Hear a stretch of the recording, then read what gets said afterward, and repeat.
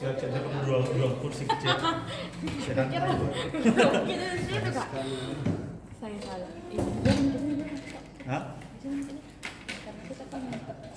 Lebih besar. Ih, for speaker. Jadi cepat gitu kan. Kan kecil. Ya.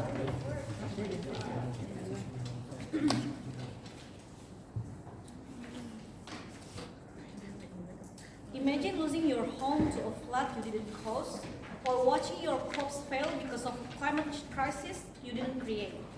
For decades, rich industrial countries have pumped massive amounts of carbon into the atmosphere, building their economies while polluting the planet. Now it's the poorest countries who contributed the least that suffer the most. Paying reparations isn't charity. It's about taking responsibility. It's the fairest and most practical way to help those countries move to clean energy and survive a crisis they didn't start. Hence, we're proud to propose the motions. Several important setups I'm going to talk about before moving on to my arguments. When we say high-emitting countries, we mean nations that are historically and currently responsible for the largest share of global greenhouse gas emissions, like United States of America, members of European Union, China, Russia, Canada, and others. These countries industrialized early, burning massive amounts of fossil fuels like coal and oil, and are responsible for more than 70% of historical carbon dioxide emissions. On the other side, developing countries like Bangladesh, Kenya, Indonesia, or Pacific Island nations contributed very little to the crisis, but are now suffering the worst consequences: floods, droughts, rising sea levels, and food insecurity. Now, are these high-emitting countries doing enough today? We don't think so, ladies and gentlemen. Despite all the climate talks, many of them still protect the intellectual property right of green technology, which makes it expensive, hard to adopt in poorer nations. They hardly fulfill their financial commitments to help nations suffered from the climate change, and tech transfer from these high-emitting nations remain very limited. That meaning, there is also very little political will create real pathways for developing countries to build green economies. That's why we say this support cannot be voluntary, it must be obligatory, ladies and gentlemen. Under our proposal, reparation will be include first, direct funding, second, technology sharing, and third, capacity building and help developing nations switch to renewables energy which is more affordable to them, ladies and gentlemen.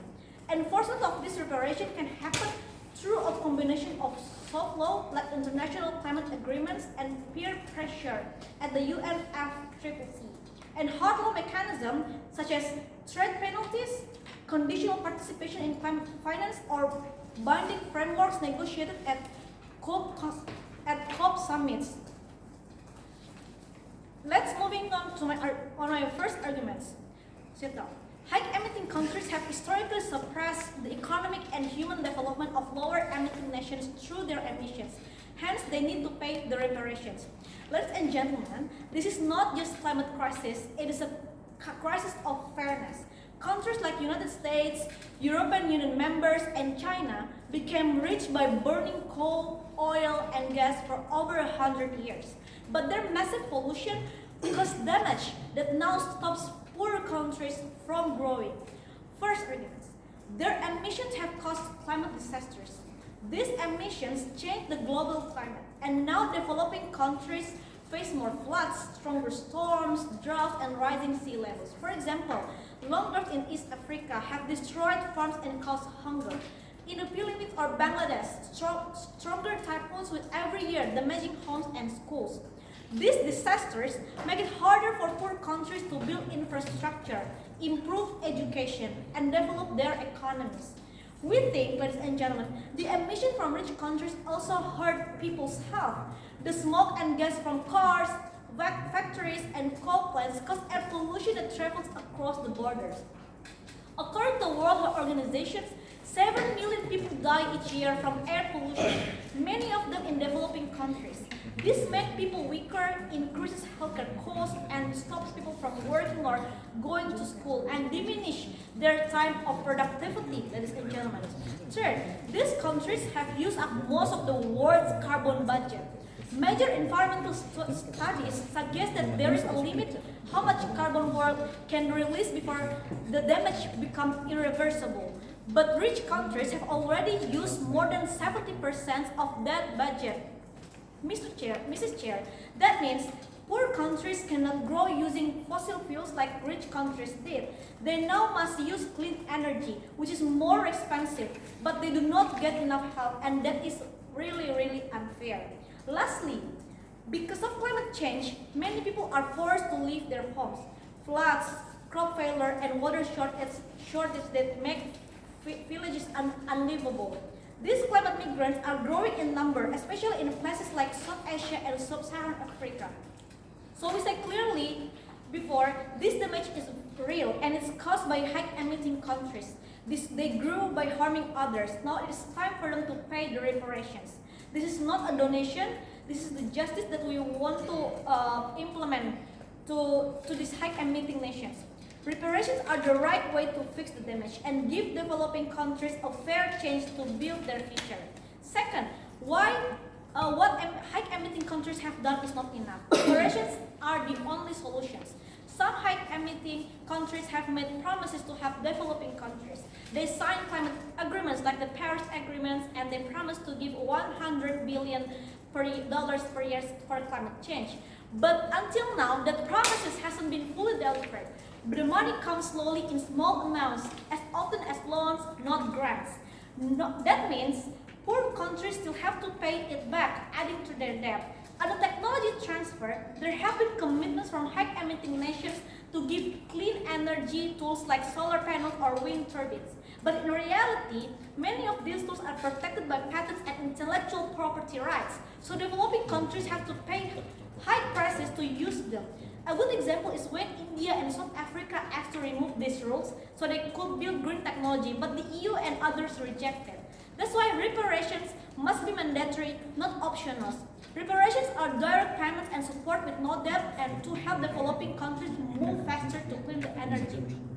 Second but not least, high-emitting countries also benefit when developing countries can transition later. Why is that so? First, it helps the whole world reduce emissions more quickly. This means fewer climate disasters like floods, wildfires, and heatwaves, which already causing damage everywhere, including Europe, the US, and China. Second, it helps protect the global economy. Many developing countries are important trade partners. If they are hit hard by climate change through food shortage, migration, or disaster, their economies will collapse. That affects global trade, markets, and supply chain. Ladies and gentlemen, in my speech, I proven to you that climate injustice is real and current efforts fell short. Reparations, the motion stands. Thank you.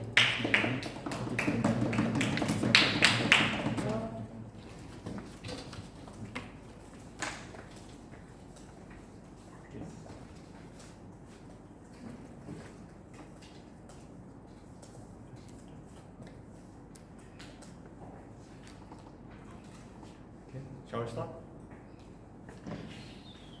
Our stance is clear. We defend status quo. We agree that developing countries need support to make a fair and fast energy transition. But we strongly oppose the idea that the support should come in the form of a mandatory reparation based on historical emission proposed by government team, a framing that treats global climate cooperation as punishment. Instead, we believe that transition should be voluntary, cooperative, and negotiated. Right now, we already see numerous examples of international technology partnerships, numerous green investment aid, and even debt relief linked to green development goals. Support can also come through loans, climate finance, joint innovation programs, with forcing countries into a model based on guilt. We defend solutions that build trust, not division. We're proud to oppose. Ladies and gentlemen, before we talk about policy, firstly, we must address the moral justification claim by the government team. So the government team's side argues that because high-emitting countries caused the climate crisis, they must pay reparations to developing nations. We believe that this logic is severely flawed, both in principle and in how the world actually works. There are several analyses to that. Firstly, we challenge the idea of a moral causation from the government side. So the government side assumes that high-emitting countries knowingly cause harm through their industrial development. But this is not accurate, ladies and gentlemen. The full understanding that climate change is driven by the accumulation of greenhouse gases like carbon dioxide or CFC was not established until the late 20th century. Before that, there was no scientific consensus regarding the cause of climate crisis. Countries lacked both knowledge and the tools to industrialize without emissions. At that early stage, low emission technology simply did not exist, so the emissions were an unavoidable part of economic development. This shows that these countries had no intention to harm other countries, and they did not understand the consequences of their actions. Without intent and knowledge, there's no moral basis to assign blame or force reparation to this country. You cannot hold someone responsible for actions that were beyond their control at the time. Second analysis, the proposition focused on historical emissions and ignores today's reality. Major polluters now include countries like India, Indonesia, and Brazil, showing that emissions are shared and still growing at the present time. Meanwhile, many historically high-emitting countries, such as Germany, France, and Japan, are now global leaders in green innovation. They are phasing out coal, investing in clean hydrogen, and supporting renewable energy partnerships. It is unfair to punish countries that are actively driving solutions. The government also criticized the intellectual property protections, claiming that they block access to green tech.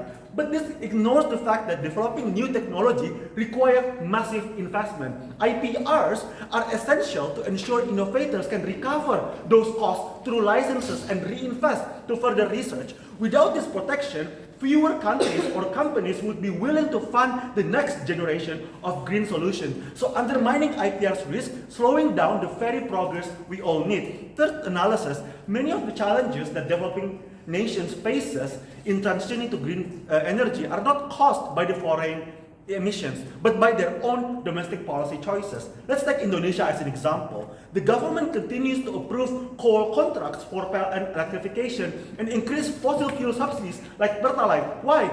Because of political protection of the coal sector, not because of the historical emissions. Countries may already have access to green funds, but refuse to incentivize the development of renewable energies or still maintain high barriers for green investors.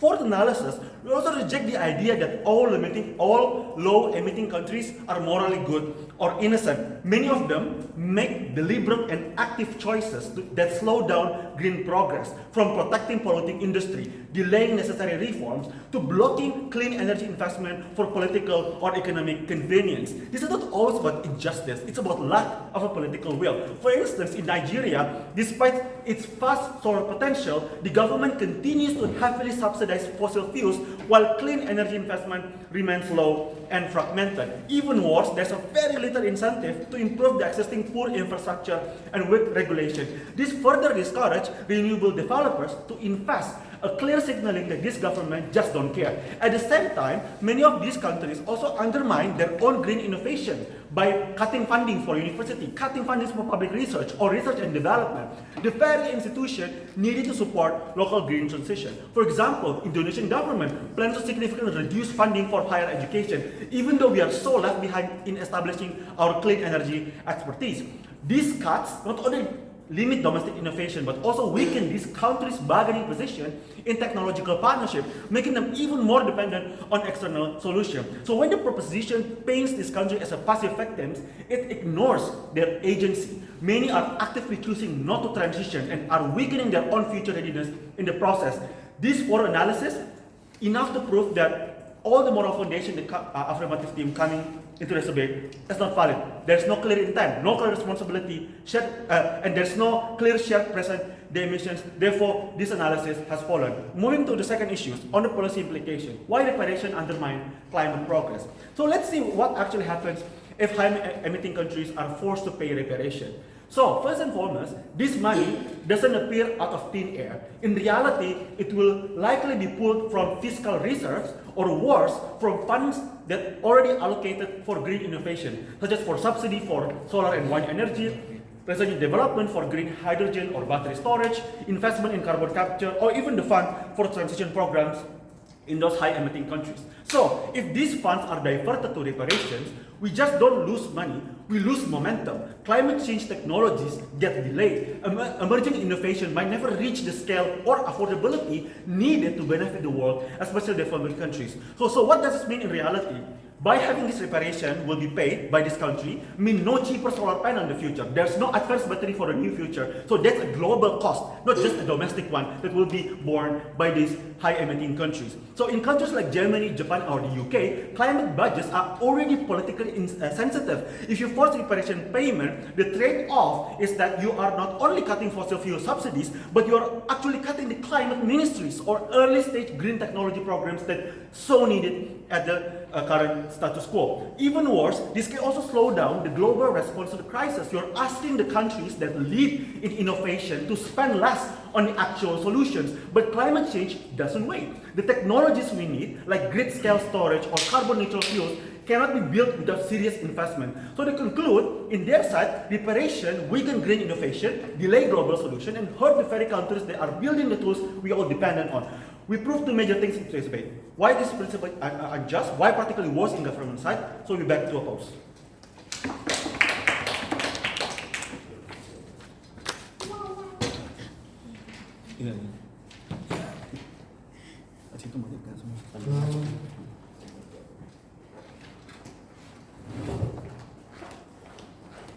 Starting my speech in 3, 2, 1. Akbar says that punishment is not required. We say that one, it is not a form of punishment, rather it is a form of responsibility. But two, even if it has to be punishment, we say that punishment is okay because the countries deserve it anyways. I'm going to explain this later, but several set up that. First of all, I would like to talk on why it is justified for high-emitting countries to actually pay reparations. Let's talk first about the moral culpability of developing nations that Akbar tried to take down earlier. I'm going to base this on a chronocentric review of high-emitting countries. First of all, let's talk about how are high-emitting countries built and created. One, notice that it is found and it is acquired unjustly. That is to say that in the dawn of industrial revolutions, the majority of the developing countries are the first to actually develop fossil fuels. The US industrial foundations are built by Ford cars that utilizes engines that run on fossil fuels. Engines that are created by using electricity that is made by fossil fuels.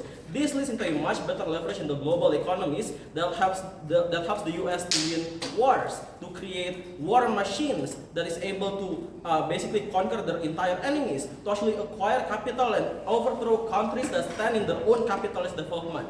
We think that insofar that a country has developed using a fossil fuels in the process of burning, emitting, and destroying the ozone layer, those countries are going to be morally culpable to the destruction of that other countries are going to be having. Why is this true? One, in the scope of proportionality. The US, the UK, the Germany, France, and any other major developed countries have historically been utilizing the fossil fuel the longest. They have been able to use industrial revolution to manufacture guns to win wars and colonize other nations. They have used machines to manufacture and add values from low-value resources to sell it at a much higher profit margins to less developed countries. They are able to produce steels and tires from irons and raw latex that they acquired from Indonesia and Thailand, only to sell it to these countries at a much higher prices. The impact that developed high-emitting nations are suffering from the climate changes are disproportional from what they have been able to cause, because exactly they have been able to basically power their way out of having to pay for the causes of their action. But second of all, notice that at the end of the day, this means that the ability to catch up that is made by the developing nations in and itself are going to be heavily limited. Notice that every single thing that defines countries' ability to actually take advantage of the global economy, like the global industrial revolution, the economic advantage that you gain from a more open market after World War II, the financial benefits that you acquire from the ability to manufacture sophisticated machineries that work on a first-come, first-served basis. This means that A, the ability to catch market attention, acquire customers, etc., are going to be directly proportional to the amount of time that you're able to get over potential competitors. This means like countries like US, UK, Germany, there's the most highest emitting countries, have been able to gain much more market advantage as opposed to like these poorer countries that have not been able to benefit from the fossil fuel requirements. But second of all, your ability to establish a global hegemony that is using the financial advantage that you have gained, using a competitive advantage, like abilities to print out guns, etc., etc., are going to also come in a first come, first serve basis. That means that the US after World War I was able to subdue any other countries that stand in the capitalistic development ways using the Bretton Woods institution that they were able to build after winning the wars, after using every single industrial advantage that they have been able to gain, basically using the fossil fuels and so on and so forth. So what does it mean then? Notice that one, this entire contextualization brings a much deeper and higher impact significance to Kakayu's analysis about the moral culpability of high-emitting countries while protecting poorer countries' attempts at transition. First of all, one, this means that these high-emitting countries, the US, UK, France, and Germany, have historically benefited from the exclusivity of fossil fuel machineries, how efficient it is at producing things, at war in the form of tanks and plans that poorer countries do not have. But yes. We believe that the best way to actually take responsibility and accountability is to actually change yourself from emitting more pollution, and to split your funds to other countries and making them to fix your own problems. Second of all, within the chronocentric review, notice that the poorer countries have always been marginalized directly by the use of high-emitting industries of more advanced nations.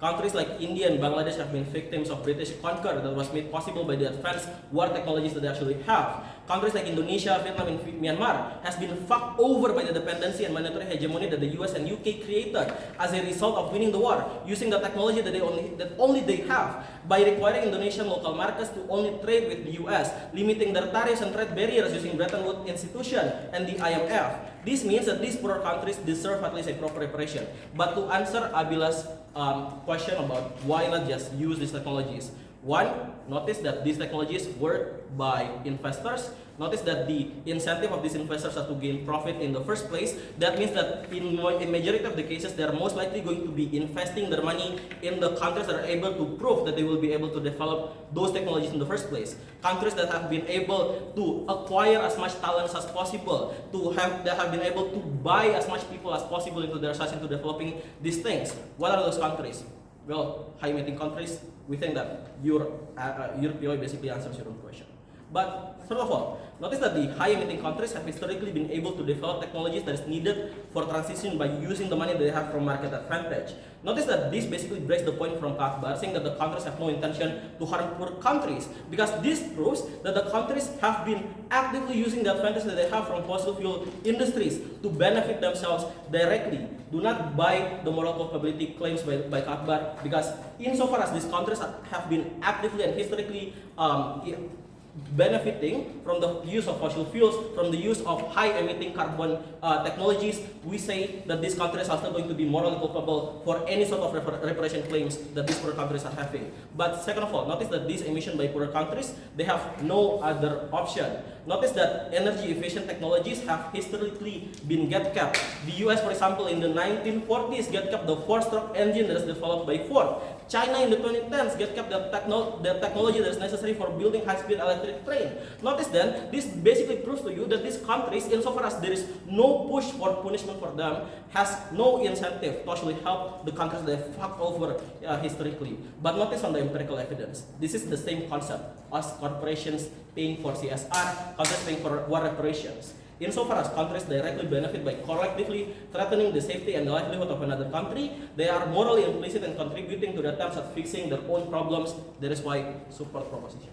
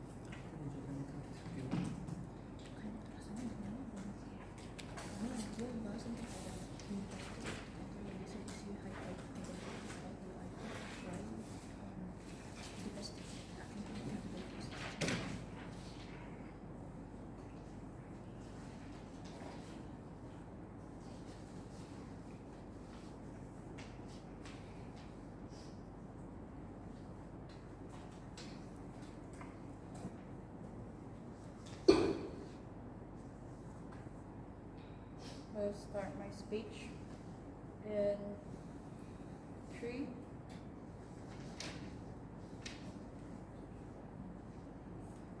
2, 1. My first speaker already told you and show you the point of how bad of the pay reparations can be. I think other than it's practically unfair for this high emitting countries, it's also become a bad significant long term and globally will be hard for the transition of energy anyway. But before we go into our argument, let's have some rebuttal first from the opening government side. First, I don't really understand why Kak Hafiz bring the revolutions of this high emitting countries in the past war as one of the factors of why they have the tanggung jawab untuk have to pay for responsibilities or pay for reparations. And I think if we're talking about justice, I think it's also same when we say that the positions of developing countries itself it's also giving the same or even more worsen than this high imitating countries like USA and everything, like Indonesia, for example, as a developing country, they still give the same unbeneficial things. And I think in these cases, I don't really understand why this has become one of the factors that could strengthen their arguments. But second, I think the second things that I want to rebuttal is about the moral reparations. It's important for the government side to having a moral reparations by having a pay reparations from high emitting countries to developing countries. First, I think this is reason of why high emitting countries have the reason to give pay reparation in our status quo. This isn't happen, and I think it will affect. If it happen, it will affect them to spend more, because in this case, let's have the logic first. If they're giving a pay reparations to the developing countries, in these cases, the worst case scenario that could happen is it will bad for them, because first they will have the limitations to improving their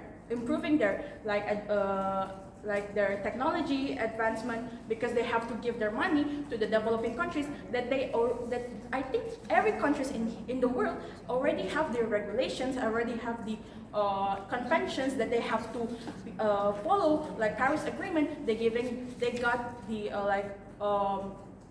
the clear guidance that they have to lower their emissions, which means that if this high emitting countries giving this money or pay reparations to some developing countries, it will be bad, because not just this will make the developing countries getting dependent on this money, but also this high emitting country will lose their abilities to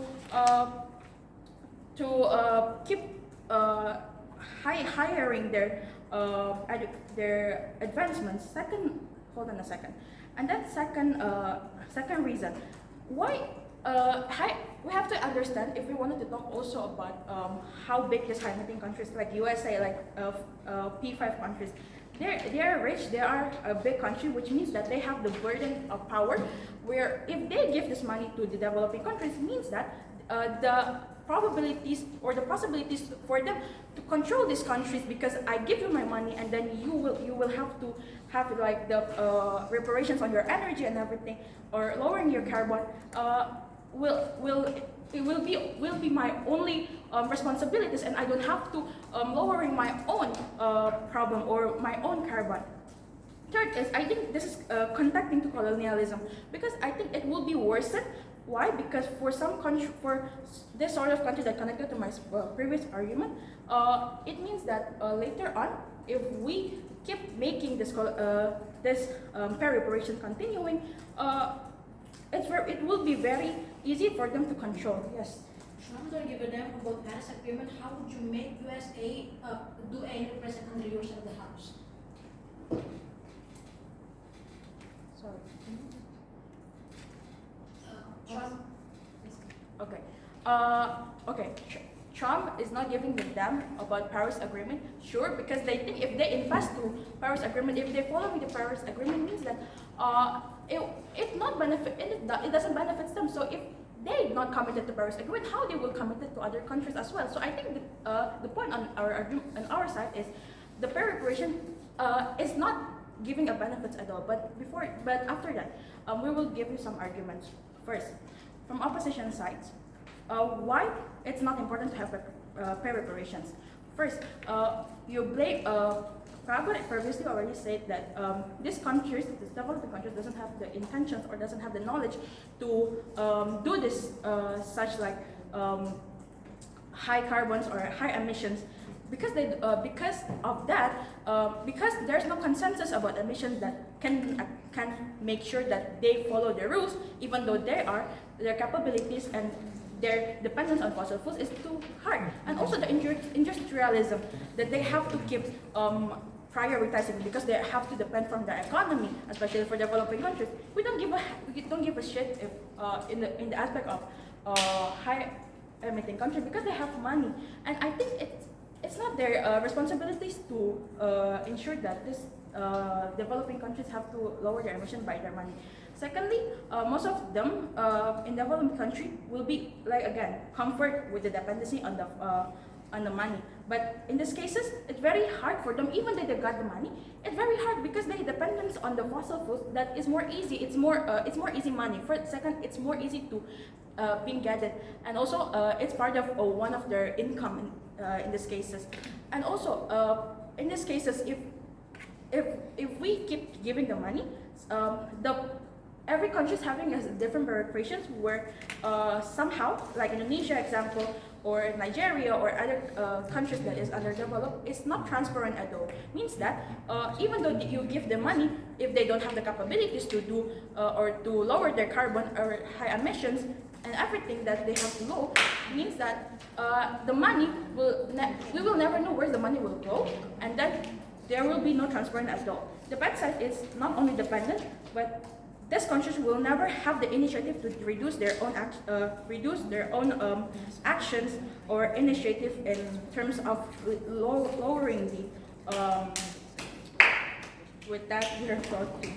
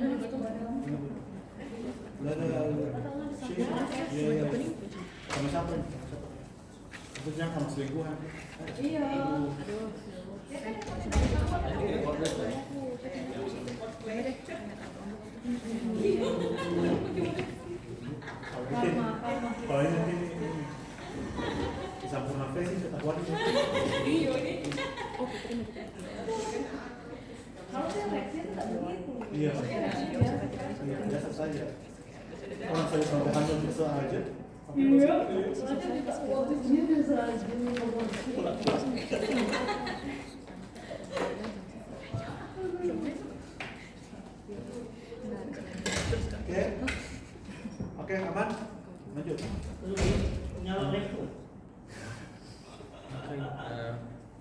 As we've heard, I'll take POI from both O and CO on like the 4th minute. My speech will start in 3, 2, 1. The bottom line of our extension is that OG proves why this is important, but not necessarily why adaptation is likely to succeed. Because I think opening opposition did somewhat a good job in questioning why adaptation is likely to be very hard, or why adaptation is something that can exist exclusively, that can exist symmetrically on either side of the house. We will prove that, and we will win over OG. We respond to all. We will win over them. Rebuttals are integrated. First, I'm going to talk about adaptation. Second, I'm going to talk about private market liquidity. First, the biggest problem of developing countries have when it comes to energy transition is that it's not that they don't have the capacity to do it. More often than not, they actually do. We said that countries like Indonesia do still have some degree of state investment into things like alternative sources of energy. The problem is that they are massively centralized in urban areas. I don't think I have ever seen a solar panel in cities like Makassar. Zara, I've never seen one in Palu. I think the only place where you can see these solar panels in a way that is massive is places like Jakarta, Bandung, Surabaya. Why is this the case? Because oftentimes private market wanting to invest in these areas, or just the fact that oftentimes politicians wanting to invest in energy transition only in places where they have massive political upturn or economic upturn. Let's say, for example, building solar panels in Jakarta are much more profitable in comparison to Makassar, or just the fact that politicians building solar panels in Jakarta means that they are more likely to get political votes as opposed to in Makassar. There are two structural reasons for this. The pragmatic calculus of economy over the environment means that politicians don't see the profitability and the economics of scale of implementing this technology equitably in all cities. Means that it is centralized in urban areas. So you actually get a disparative access of the energy. So since there is no both political and financial upturn to the expansion, this is the precondition of the political will that OG identified. They only say that political will doesn't exist. We structurally tell you why it happens. Opening opposition also kind of says that there will be no political will in developing countries anyway. For example, because they give contract to coal companies in status quo. This is exactly the problem. This directly responds to that, because the reason why is the case is that the short-term shock in energy supply chain and speed adaptations means that there will always be a timeline in which energy prices massively go up, because it takes at least 5 to 10 years for sources of energy to match the demand that have right now, or for you to expand this into other cities. This is the missing analysis of political will on OG. The bottom line of this is simple. The practicality of energy means that voters are quite short-termist when it comes to seeing alternative energy. That's why in status quo you don't see a lot of voters in developing countries believing in energy transition, because the convenience and the practicality of fossil fuel means that they don't choose or they don't push politicians to do this. But also politicians see this in a national level. That is to say that the economic downturn of degrading their fossil fuel industry for the sake of alternative sectors, there are huge economic downside in the 5-year short-term timeline, whereas the massive benefit only applies in 10 years. Problem is, election cycles means that politicians don't want to do that because the benefit doesn't materialize in 5 years' time. How does this get solved in our side of the house?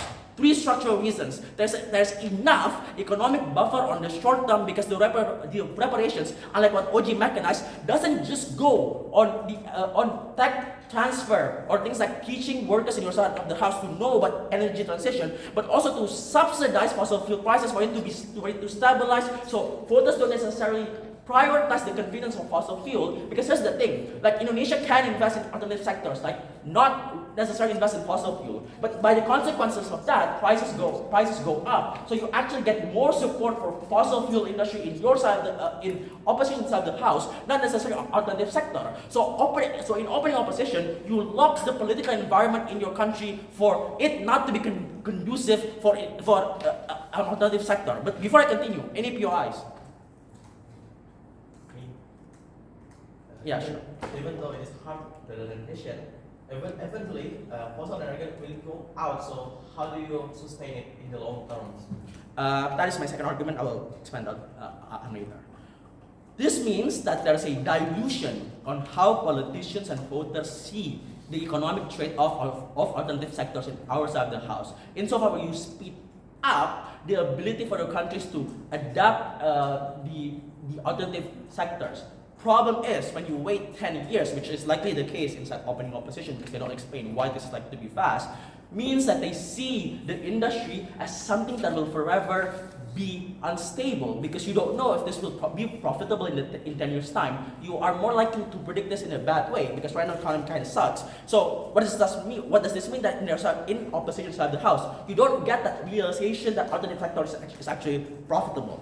I think this looks like, on our side of the house, the economic upturn of energy transition to seeps into the calculus of politicians insofar when if voters are economically pragmatic, this improves buy-in because they also see alternative sectors as also profitable. Why is that? The nuance of buy-in isn't that economic potential exists. Opening opposition kind of considers, they agree that, like the environment is good, the alternative sector might be profitable. But the buy-in is dependent on how fast the economic benefit materialize. So if the materialization of the economic benefit of the sectors happens in 5 years, there isn't enough political buy-in yourself the house. We get that. So how does this materialize on CG in a way that OJ does not explain? Huge industrial expansion coming in as fast as possible in sort of a tech transfer is mandatory. This means that upstream and downstream industries, but also auxiliary industry like construction, can expand and absorb more jobs. This is a very proximate benefit because right now, unemployment is quite massive and happens in the news cycle every time. The moment you expand, at least 5,000 jobs in industries like tech sectors means that oftentimes they see those sectors is likely to be profitable in the future because right now there's a massive boom happening in just because job fields are opening up. Secondly, you get more capital injected into research and innovation insofar where you get more startups or SMEs being able to grow insofar where the capital is there, but the market seems potential enough. This leads to my third analysis on like this being a self-fulfilling cycle insofar where private capital are like more likely to come in. Their argument, opening opposition talk about Germany having a lot of innovation. That is true, but that is only true insofar where right now that is the only market that's artificially stable because the government are seen as being able to initially inject and jumpstart the market. That's why we see more private investment firms would rather set up their capital and fund Germany SMEs as opposed to Indonesia. We said that in our side of the house, when you stabilize the market and the signaling of industries in these areas, you are more likely to get private capital firms wanting to invest in startups and SMEs in Indonesia, jumpstarting innovation and makes tech more affordable. This responds to every argument of opening opposition for all these reasons proud to propose.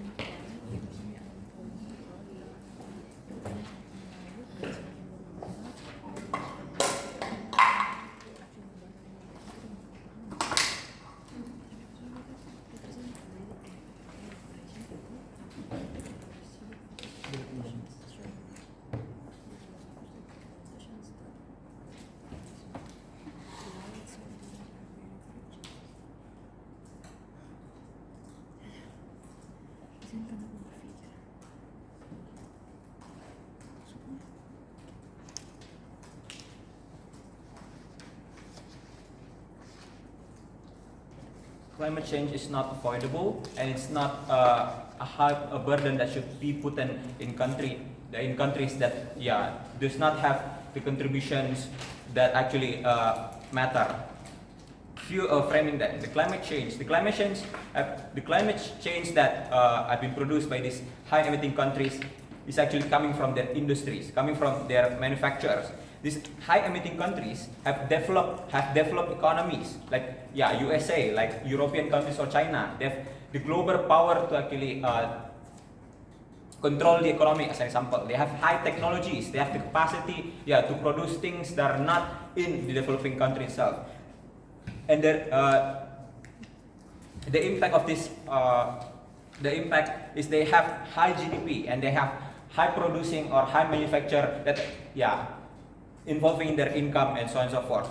But these high-emitting countries, meaning that they're not transitioned yet, they still emit much CO2 and carbon monoxide and so on and so forth. They're not transitioned yet, meaning that our stance in here as a CO, we want this country to change their energy status to transition to energy because they're polluting the most. Not these countries, not these developing countries that are not polluting or not damaging enough to the environment and so on and so forth. Meaning that our mechanization is to set a target for this government from these high-emitting countries to actually set a target for them to reduce their contributions in their CO2 contributions, their carbon contributions, their contributions in more 5 years or 10 years and so on and so forth. To actually give them incentive to incentive to transition to clean energy, and this will lead to the impact of these developing countries and all of the world. But before that, I'm going to tackle all the moral obligations that Kafis say, because they create more fossil fuel, because they create engine and so on and so forth. Their sin is really big, Kafis said. But exactly, we argue because that this development make the world better. That this fossil fuel engine, as an example, make development that exists in your country, your developing country, right? The car that you use, the phones that you use right now, the laptop that you use, all of this development that exists in your country is because these high-emitting countries' contribution at the very first place. So it's unfair for you to blame these countries. Yeah, Kafi said that China gatekeep their technology and so on and so forth. Your phones, phones even coming from China and so on and so forth. So Kahaf is standing giving his argument here. Yeah, because probably he rides Yamaha and so on and so forth to arrive at this place and use his HP laptop is because that reason that it is unfair. So you as a people that live in different countries, you also have to morally tight for this carbon footprint because you buy this project, you become this consumer, so you have to pay for these people. So you have to pay for these people that morally suffered and so on and so forth. Means that it's unfair for you to give this burden for high-emitting countries and so on and so forth. So we argue that for you to be able to solve this CO2 problem and climate change, you have to give these countries chance to actually develop and transition to energy transition to clean energy and so on and so forth. Yes. Yeah, if I'm China or I'm the US and I don't want to pay reparation, then I better make sure that I'm not a high remittance country. So you actively get huge political incentive to also invest domestically in your country. This is the condition of your case and precondition of Akbar's case in accelerating domestic energy sources in also these countries as well. Okay, the help of these high-emitting countries like USA still exists on our side of the house because we gave them incentive to lose down their high-emitting CO2 and so on and so forth. But their help is still exists on our side, but not in a communal way. It's a bilateral way, which is USA probably gave their $1 million to invest on nuclear reactor in Kalimantan in 2023 as an example. Those form of things is far more better than what government side we're going to bring. China even invested in train and so on and so forth in technology. It means that they're not gatekeeping this, but you as a developing countries end up being the consumers that are going to consume their technology and their what their market produce at the end of the day. This shows you that there's still a bilateral cooperation that's going to be existing on our side, and developing countries to be helped. We argue that the capacity for these developing countries to should execute this clean energy transition is not that much, or they aren't capable to do so. Because first, money that you give as a donation, as an example, you give them, you divide it to the hundreds of countries that need it. There's literally hundreds of developing countries. So we argue that at the end of the day, money is not going to be effective at your side of the house. Let's say just USA, France, and Europe probably gave their 3% to this kind of communal way and divided to all the countries, right? To these 100 countries. We argue that this country would not most likely cannot use this, right? Because the amount of money is not bigger than you cooperate bilaterally, as an example, than you cooperate directly to the corporation or to the country as a whole, right? So, and also the human resource that you have in your developing country is not going to be helped anyway. Because probably when you're going to cooperate with corporations, there will be help from human resource and so on and so forth. So it's going to be really slow for you to be able to execute this plan at the end of the day. What is the comparative then on our side of the house? What happens on our side of the house? We have better and faster energy transitions. We have more concentrated developing and technologies. We have lower their high-emitting economies, as an example. The industry will change to the clean energy in those the high-emitting countries, as an example, because they have much money. They're going to be concentrated on this type of industries rather than splitting their money to give to the in communal way. We're going to be concentrated. We're going to be fast because existing technology that exists in Germany, as an example, that exists in China. So they're able to reduce the CO2, and they'll have the human resource. So we'll lower the climate change effect by letting these countries to reduce their CO2 contribution. Thank you.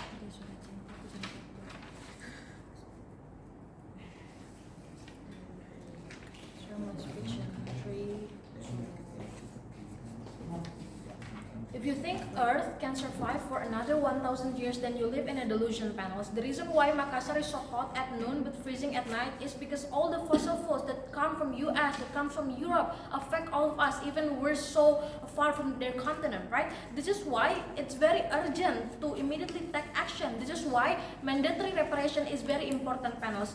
This is the urgency that can only be solved when you pay for this reparation. Two independent rebuttals before I move to my clashes. Firstly, talking about the argument that talks about how this donation, how this reparation will not be effective and the money will not be effective. I think that CO has misunderstood our case. Firstly, let me make it clear to you how to crystallize against to you what our mechanism actually looks like, right?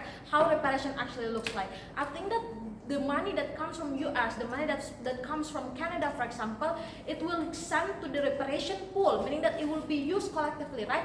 The money did not instantly send to Indonesia or India, for example, but it's sent to a reparation pool where it's used collectively, used by lots of countries, used by lots of developing countries. So it's not something that is directly sent to them, right? That there's a reparation pool, meaning that not only countries can use this, but NGOs, UN, meaning that many this money are used effectively, right, for good causes, for the transition of the renewable energy panels. But secondly, then talking about how what if these countries don't want to pay a reparation? I think that it will still become beneficial at the end of the day. Under our side, understand if countries don't pay reparation, they will create big investment inside of the country panels, because there's a big political will to still create investment and infrastructure, meaning that people like Trump, for example, countries that don't believe in climate change or countries that don't want to pay reparation will still create benefits at the end of the day, because if they don't want to pay for reparation, then they will create a inside country investment to still use the money for inside the country, right? What does this mean? It means that it accelerates the domestic sources in the country, right? I think that the comparative in status quo is that there is no incentive at all for countries like US, for example, because the context of US, look at US, for example, that have lots of economic problems. Look at China that have lots of like civil problems inside their country, and they still use fossil fuels because it's very profitable at the end of the day, right? This is why there's no incentive in status quo. But the incentive are created under our side through the investment, because they don't want to pay reparation, meaning that the investment that are created and the infrastructure that are created will create more jobs, will also be good for more developing countries, because there will be more exposure of like the innovation and like the research that come from this investment, even though they don't pay reparation, right? Meaning that the worst case under our side will still turn out good at the end of the day. Moving to my class then, talking about which sides provide a better transition. Let's see what's happening in opening themes. Firstly, OG talks about high-emitting countries should take responsibility versus OO that talk about how this the support shouldn't be mandatory but voluntary. Responses to OG first panels. Firstly, I think that OG analysis heavily rely on the principle of the harms that are caused, but notice they never actually explain to you the scale and to what extent this reparation actually repair our broken ecosystem, right? But secondly, we claim the exclusive benefit panels. Why the principle of utilitarianism? And secondly, why do those countries actually have the incentive? Is because there will be competitive research and innovation, like Kanail already explained to you in his speech, right? Meaning that countries like US will fund countries like India, like Indonesia, for example, meaning that the money that can be used in these countries, right?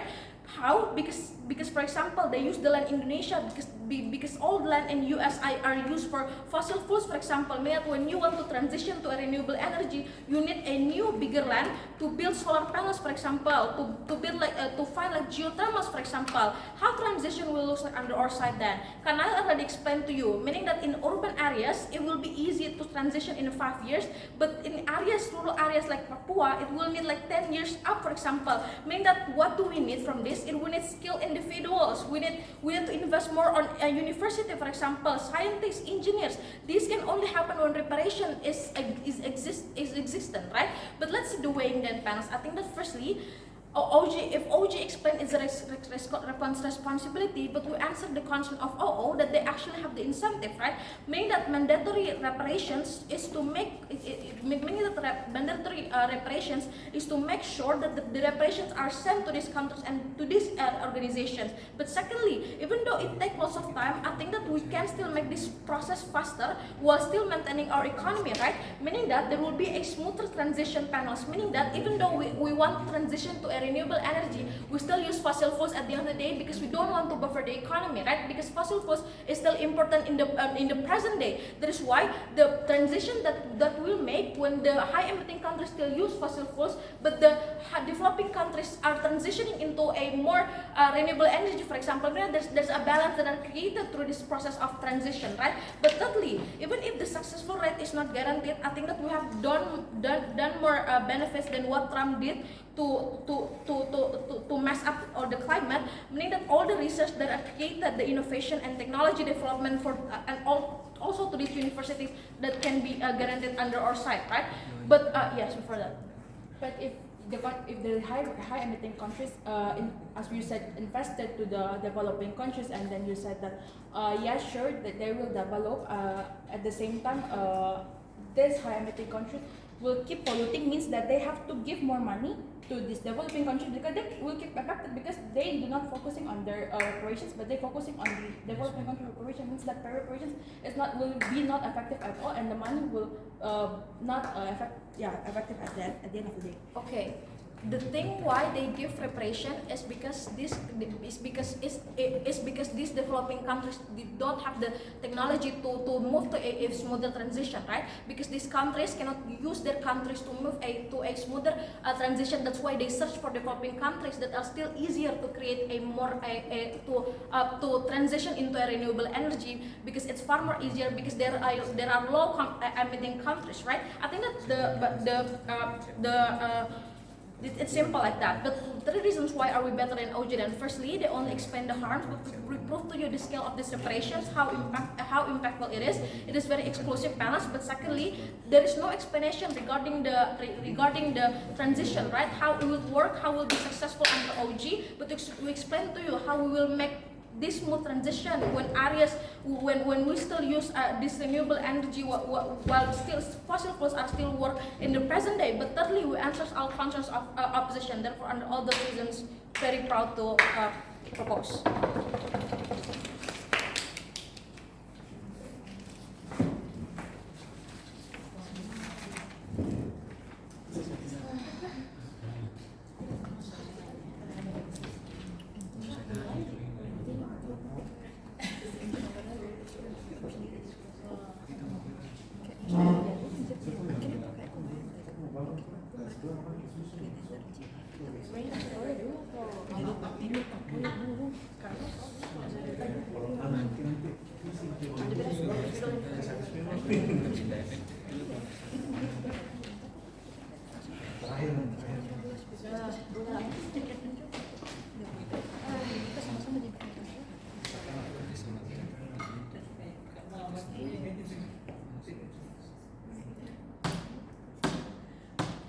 We believe being obligated and being told to fix a problem that we barely contributing in is what the government, every part of government side is trying to defend. Basically, they're trying to put all of the burden of actually transitioning and actually fixing the problems that these high emitting countries already did, and put all of the burden onto these developing countries. Now, a few responses. First of all, the benefits from from the help from other countries that the government side team has mentioned will still exist on our side, because our side, we're not banning help. We're just not making it. We're just not forcing them to do so. We're just not requiring to do so. But incentive to actually still help still exists on our side, because why? It will still happen. First reason, there's an incentive, a global incentive, a trend to actually fully transition to a go green internationally, that will actually incentivize for the livelihood and the well-being of everyone in this planet Earth. And second of all, there's obvious geopolitical reasons between countries, and countries wanting to gain benefits of actually making alliances between other countries. For an example of this is how U.S. in 2023 fund $1 million to Indonesia, along with technologies to actually make a nuclear reactor that's actually help resistant against earthquakes, to actually help Indonesia to become more green energy transition. What does it imply? That the difference is between us and them is that we are not forcing them. We are building more corporations and political alliances. We're actually making more benefit and helpful, and we're giving them the ability to do so, the fact that they're willing or capable of. Instead, on their side, this requirement is forcing them, even whether or not they want to or capable of actually funding and supporting this notion that the government side is trying to give. Now, the second rebuttal that I would like to bring is that how the second speaker of closing government claims that fossil fuels from US and etc. etc. But if we actually do full transition, we focus on full transition on this high-emitting country is on itself, that is what the CG the different CG from OG is, that we actually want to focus on these high-emitting countries changing themselves first and taking full accountability. Then this won't happen. They won't actually give the fossil fuels to other countries, then actually increase the pollutions, and will actually not happen because they have already gone green. The last thing I would like to rebuttal on their side is that they claim that there is a lack of incentive to actually change. Meanwhile, my first speaker has already bring up a mechanization, an alternative solution that we can bring that doesn't require high-emitting countries to pay reparations to developed countries to fund their energy transition. Yes. If an incentive exists on both sides, the delta on Gov is that you literally create a bureaucratic mandate and formalize this process. Consistency and transparency is good, no?